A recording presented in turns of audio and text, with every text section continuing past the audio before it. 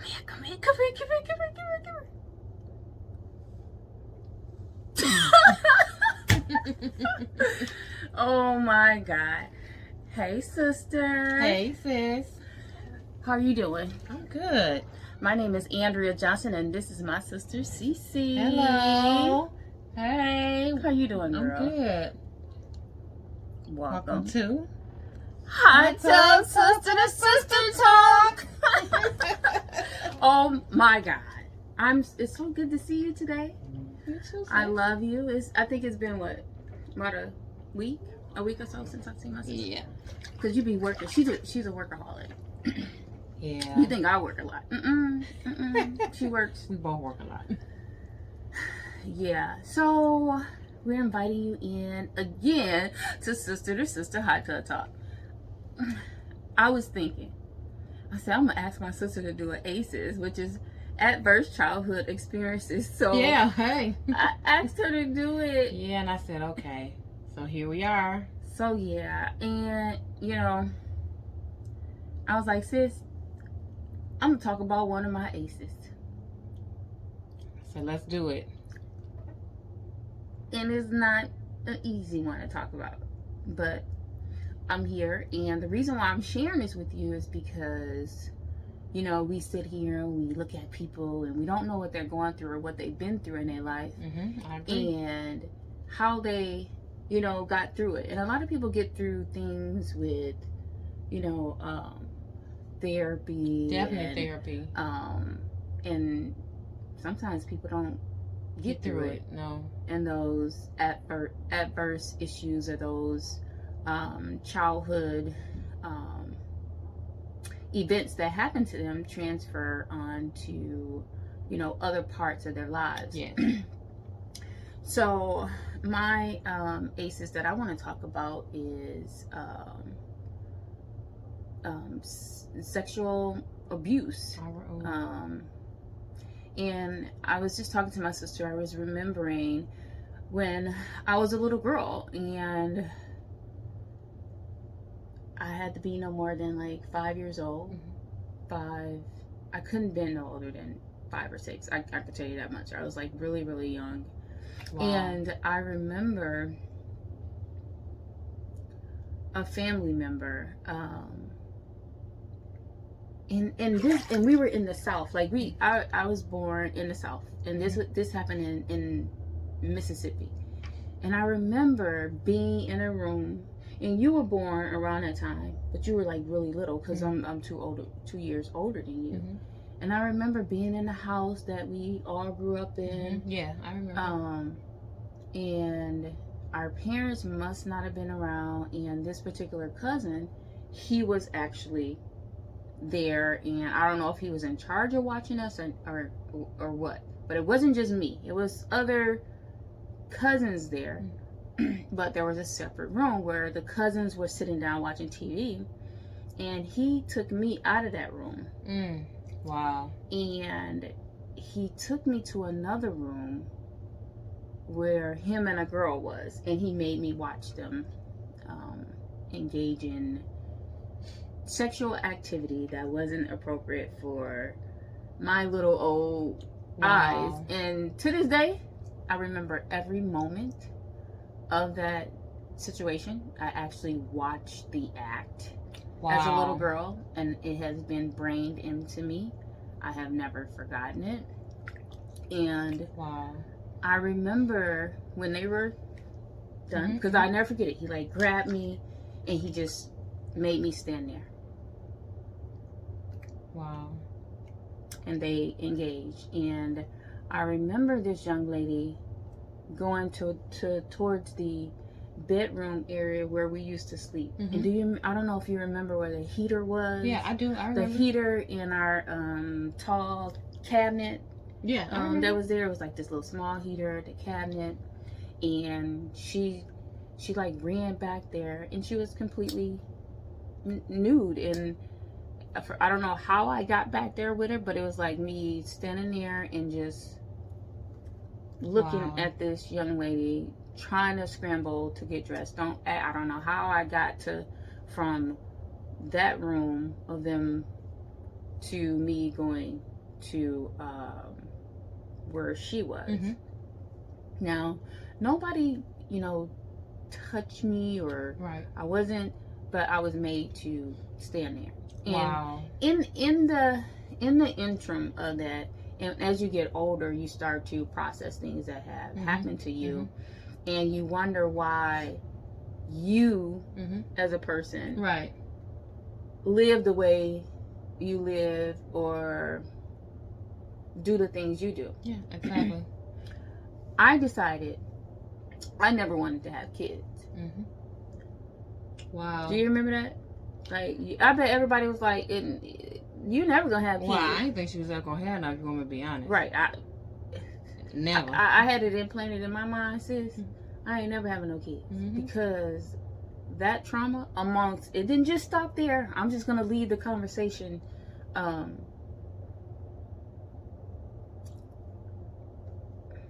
Right there, because there was other grooming. Yeah, I get it, and I understand that he was doing. I was never raped or nobody ever penetrated me or anything like that, but there were other episodes where I was seeing things that I probably shouldn't have seen growing up. So with that being said,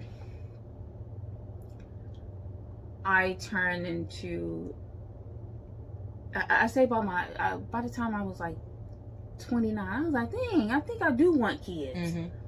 Because I knew I did not want kids, because I knew that the world had a lot of ups and downs, and there's beautiful things to this world, but there was a lot of ups and downs in this world that I was like, I can't protect my children from that if I was to bring them into the world. And that's what my sister thought, and I definitely understand that. And a child that young, I feel like, should never, ever have to experience that. And growing up in the South, parents never talk to you about things like that. And that's why we open this up now. We're not going to be closed mouth for anyone. We teaching our children to tell us, no matter who it is, let us know. Because going off of what my sister said, it's something that happened to me when we moved to Milwaukee, Wisconsin. And I was like 7 years old, from a family member. We never went anywhere. This one particular time, finally got to spend a night, and this is what happens. And that takes a toll on you, especially when you don't say anything. You know it's wrong, but you don't know what it is, and you're so young. Because your parents didn't talk to you about any this of this, and their parents didn't talk to them. So it's like, we got to break that cycle. Right. We talk to our children about everything. So So in the interim of that, it just started me. There was one point where I was like, okay, I want to have kids, right? But when I had those kids, I became one of the most anal parent. I don't trust anybody with my kids. I still to this day. Just because of that type of trauma that I went through, I don't want to scare my kids into not living their lives. So I haven't talked to them personally about what has happened to me. Right. But what I have done is made sure that I'm talking to my children about almost like those butterflies, those uncomfortable moments. Exactly. If someone tries to do this or don't tell your mom, or put you in a position that you're uncomfortable with, to scream, to holler, to go to that adult that you can trust if mommy and daddy isn't there. That's right. And to always be open to tell me, anything. Yeah, definitely.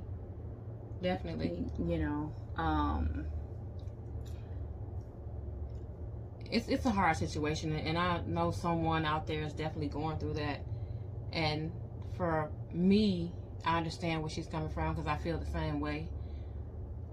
One of the ways I got through a lot of things is prayer. Prayer definitely works for me, and then you have to talk about it. You have to get it out, because if you don't get it out, it's going to eat at you. That's why a lot of things are still going on now, because something happened to another child when they were young, and they never said anything. Then they just started doing what they felt was right to other children, and the cycle continues. You got to break that cycle, which is what my sister and I are doing. So like I said, for me, through prayer and talking about it, helped me to face my the person that did it to me, and it took some years, but I had to forgive, and I finally did. And I realized that the forgiveness was for me, so I could move on. That person already didn't moved on. I had to move on, so I had to forgive. And that's the issue with that today. Right. So when you talk about forgiveness and moving on, I'm going to be honest with you, sis. There was no, I'm in my 40s and now I'm just not, I say within 6 months, because I've grown so much to meditation and going within and, you know, understanding trauma and understanding my purpose and the reason why I'm here. It took for me to go through meditation and be one with myself and the universe and with the spirit and with God, and understanding that I have a purpose, that I am meant to be here, and that due to things that happen in my life that I can get through it. So through meditation, I prayed through that, and I remember saying, I forgive you. I forgive you. I forgive you for what you have, you know, what you did to me. And it's just not to me. It was like other family members. Do you know the guilt that I feel because it started with me, that I didn't tell anybody, and it transferred on to other family members? It could have been nipped in the bud way back then, because I had fear or nobody told me. I'm a little girl, you know? And to be honest, a lot of this stuff went on till I was about 14 years old. Wow. I have no words for that. Like, no words. I'm telling you, when something eats at me, it has to come out. Even when I was a little girl and going through it came out. It took a couple years. It came out, and the crazy part about it is I never knew that had happened to my sister till we sat in a room one day and we were talking about it, and kind of found out it happened to her, it happened to me, it happened to the cousin, and it was crazy. It just was crazy. And in that moment, and I had to be in high school when I saw you and another cousin in the room talking. I think they were talking about it, and the guilt that I felt because I never said anything. I never said anything. And that's okay. A lot of people. And at the end of the day, it wasn't your fault, and you didn't know.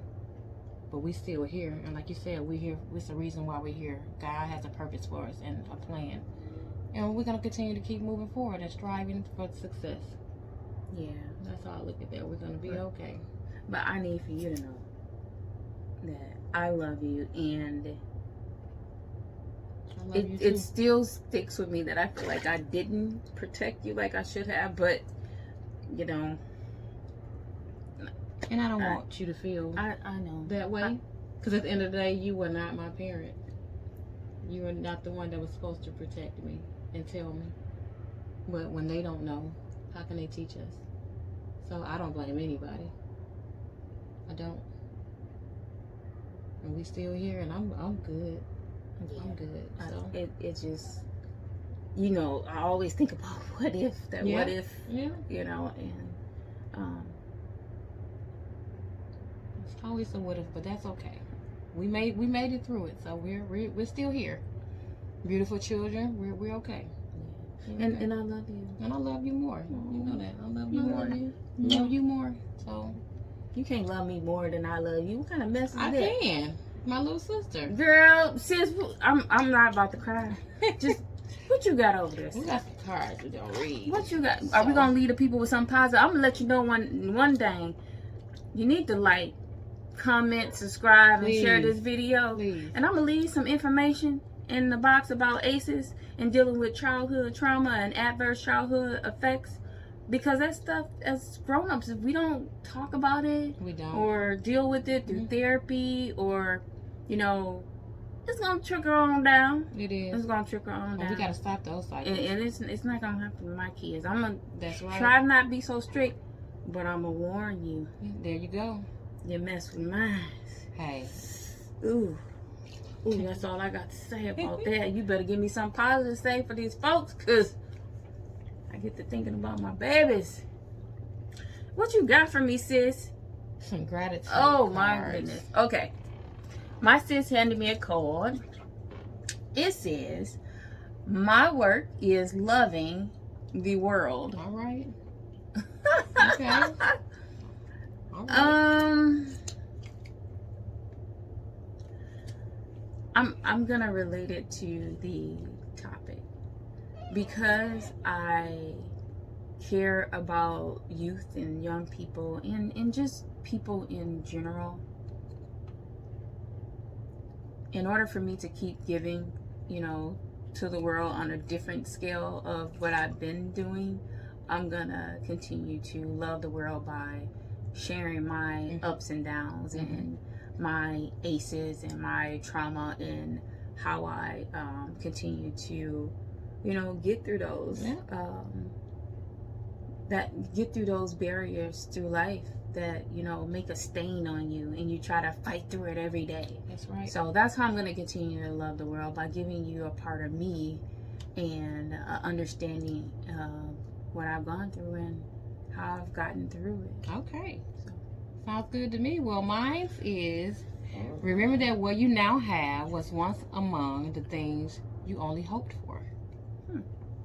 And you can hope and pray for a whole lot of things until you believe and have faith in God that you'll get it, and just believe. Because there's a lot of things that God has really blessed me with that I was praying for once, and now that I have, and I continue to pray and thank Him every day for it. So that's what I wanted to say about that. And I always want to tell you guys to always remember, a positive attitude leads to positive results. What'd you say, sis? A positive attitude leads to positive results. On that note, Let's drink to that. I'll drink to that, sis. I love you. Love you too. You do. I do. You know what? Don't forget to like, subscribe, comment. Please comment. And come on now. There's gonna be some some information in this video. Yes, it is. So you can research what we're talking about, and you can learn about your aces, or get the information and share it with someone else. So I want to say